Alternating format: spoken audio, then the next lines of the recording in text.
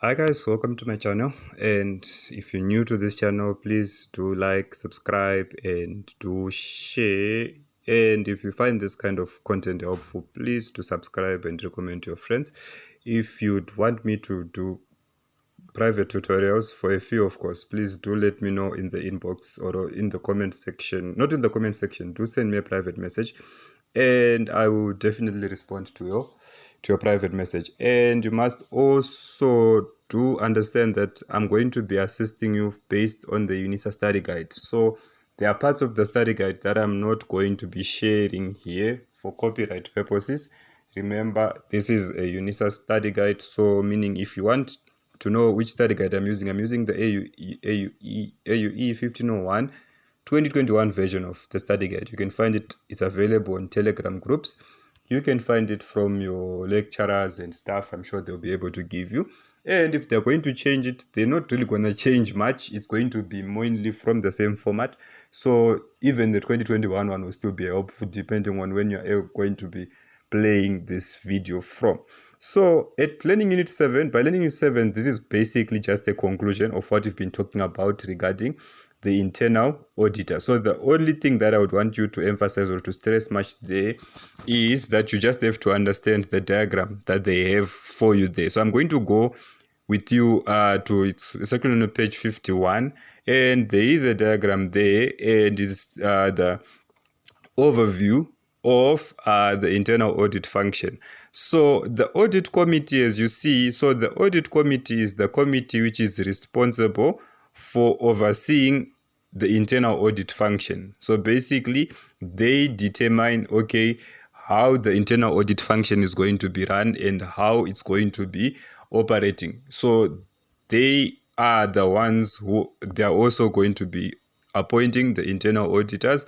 They're also going to be giving them the mandates. They're also going to be remunerating them. They're also going to be giving them the powers or the roles. So how serious a company takes internal auditing is going to be determined by the amount of power they are going to be given by the audit committee. So the audit committee, they are also going to, the internal auditor is supposed to also have the necessary skills to perform and the resources that he needs, probably in office, probably laptops, probably staff complements, assistants, and all of that.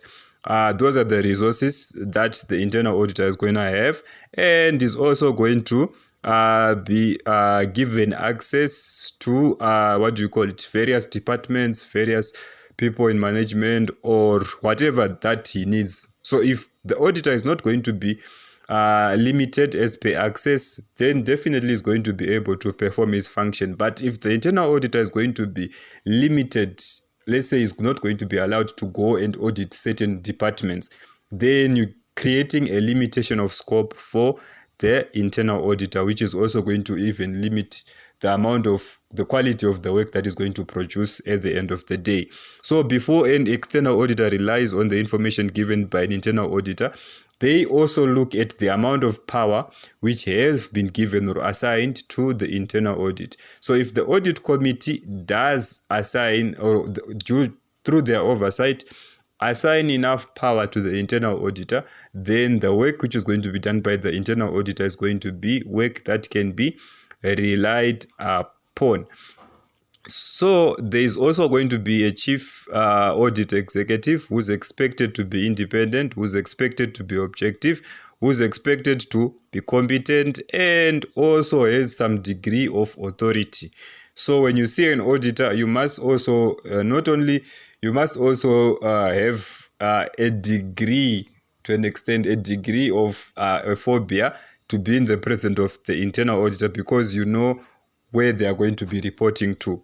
So people are a bit edgy when they are around internal auditors, because they understand that the internal auditor is going to report their findings to someone who has authority. So if the chief audit executive has no authority, people are then going to disregard the auditor, meaning the attitude of the attitude of the people or the attitude of the staff towards the internal auditor is going to be determined by the authority that the person reports to. So if the person is not a person of non-authority and stuff, then there's really no need to take the internal auditor seriously. But if the person is going to be reporting to someone who can decide whether to promote you or to dismiss you, then you might want to take the internal audit function seriously. Then the internal auditor has to be objective. We spoke about that.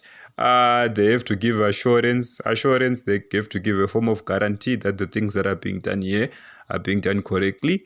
They have to be approved, risk-based, and there has to be an audit plan. You're gonna come across it as we do the external audit function. You're also going to be, as an internal auditor, you also have to comment on the effectiveness of governance, meaning you're going to look at the company's governance processes.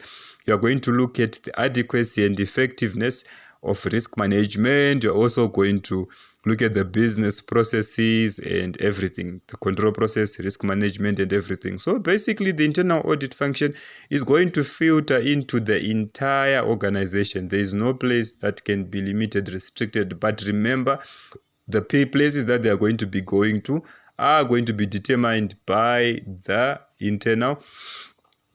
audit committee, by the audit committee. So on corporate governance, or on how this whole thing links to good corporate governance, so with corporate governance, remember we spoke about how a company is governed, right? So if the company is also going to have an internal audit function in place, it also stands to speak about the attitude of leadership. So which means there is responsibility, right? So there is a responsibility within that organization, and it is also they take accountability seriously.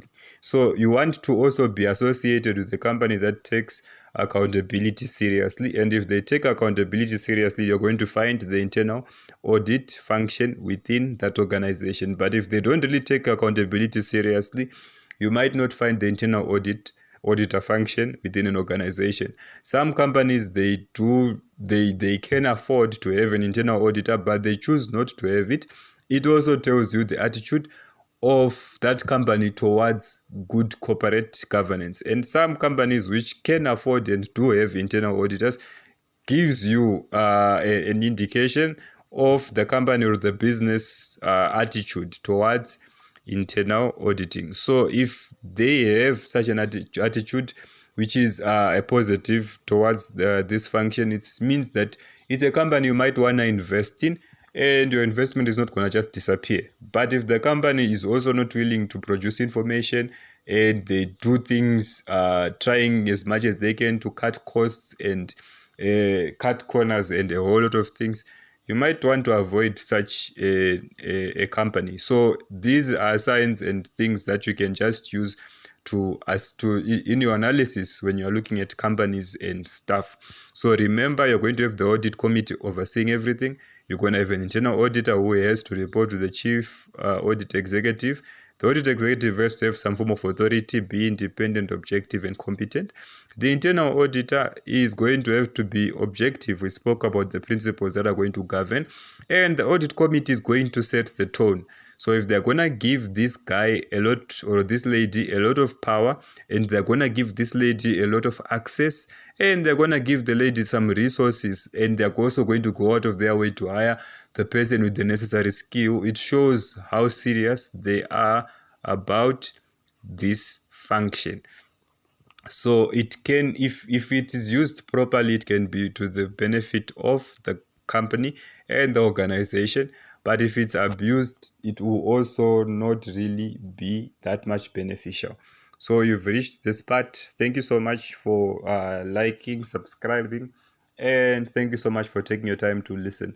Please do understand, I'm not going to be posting parts of the study guide because of copyright things. And also understand, if you want it, you can find it on Telegram. Those who want tutorials, you can privately message me. I'm available for that. Those who want guest tutorials, you want me to come to your school or to your organization, and we talk about one topic that interested you. on this channel, you are more than welcome. Please do send me those requests and just send them, direct message me, or you can give me a call on that number provided. Thank you so much for your time. Enjoy.